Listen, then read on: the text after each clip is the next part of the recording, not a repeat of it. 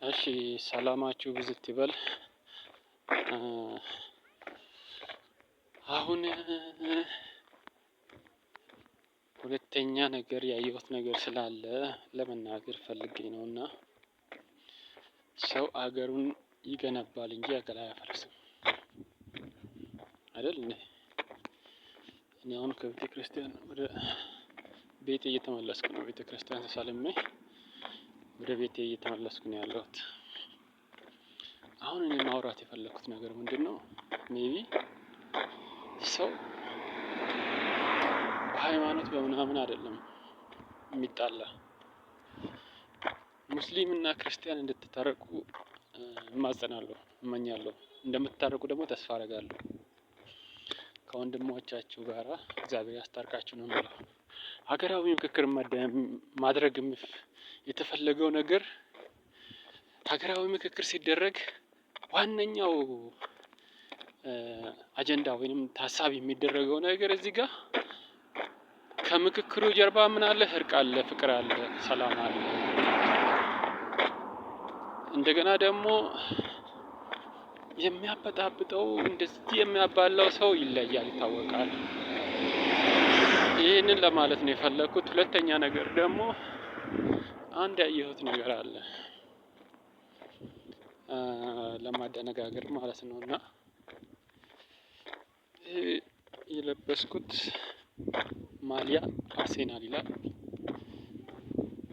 በዚህ ጋር ያለው ነገር ደግሞ በዚህ በቀኝ በግራዬ በኩል የአንበሳ ስዕል ነው። ልክ ማሊያዬን ለብሳ በዚህ ጋር መትረየስ ያደረገች ለማለት ፈልጌ ነው። ይሄንን ደግሞ ስል ባጭሩ ምን ለማለት እንደፈለኩ ይገባቸዋል። እና እዛ የሰላሌ ልጅ ስላየው ማለት ነው። ለይ የሚባል ነገር ለይ እኔ ሰላሌዋን ጋር ሳይሆን አምቦ ነው ያልኩት። ሰላሌና አምቦ ምን አገናኘው? ሰማይና ምድር አይደል እንዴ? ስለዚህ ከዚህ በለጠ መለየት ደግሞ ምንም ነገር የለም። በቃ እንደውም እኔ ፊት ለፊት ማለት ነው የእንደዚህ ቦታ ነው ብዬ ነው የተናገርኩት። በቃ ይበቃል። ምክንያቱም እኔ ክርስቲያን ነኝ።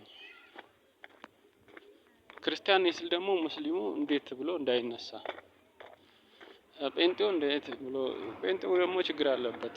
ጴንጤዎች እረፉ በቃ ይቅርባችሁ። እናንተ ድርሻችሁ የራሳችሁን ድርሻ ስራችሁን ስሩበት እንጂ ሰው ሀገር ይገነባል እንጂ ሀገር አይበጠብጥም። እኔም ሃይማኖት ውስጥ መግባት አልፈልግም። ያ ነው። ከገባችሁ ልቀቁ። ምንም እንትን የሚያስደርጋችሁ ነገር የለም።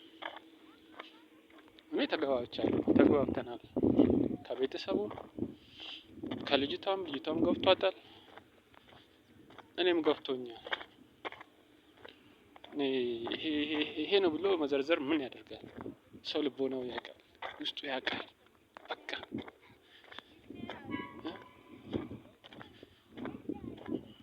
በቃ እግዚአብሔር አንዴ ቆርጦ የሰጠህን ያንተ እንጀራ ነው ብሎ የሰጠህን ያንተን እድል ሰው ለምን መስበር ይገባል? የሰውን እንጀራ እንዴት ለመስበር ይገባል ሰው? ይሄ እኮ ነው ኢትዮጵያዊነትን የሚያስጠላ። ኢትዮጵያንን ኢትዮጵያ እስከሆነ ድረስ ኢትዮጵያዊነታችን ደግሞ ምን መሆን ያለበት? ማሻገር፣ ማቆም፣ ማጽናት ነው ያለበት። ኢትዮጵያ እኮ ሀገር ብቻ አይደለችም፣ እናትም ጭምር ናት፣ አሳዳጊ ናት፣ ሀያል ናት። ያንን ስታውቅ ደግሞ የሰውን እንጀራ ለመስበር ለምን ትገባለችው ነው። ይሄ ነው ኢትዮጵያኖች ነው። ሰው በሬን አርሶበት ጠምዶ እያረሰ እያለ በሬን ፍታና ሽጥ ይላል እንዴ? ሚስትን ባልን ከሚስት ተፋታ ይላል እንዴ? ይሄን እግዚአብሔር ወደዋል ወይ? በቃ ሰው መቼም ከእግዚአብሔር የሚበልጥ ሰው የለም አይደል? እግዚአብሔር አይቶታል። በቃ አይቷል። ቦታውን አውቋል። እኔ ልቦናዬ ሁሉ ተረጋግቷል። ሜቢ የሚገርመው ነገር ሆኗል በቃ እና አማራ እውነት እያኮራኝ ነው።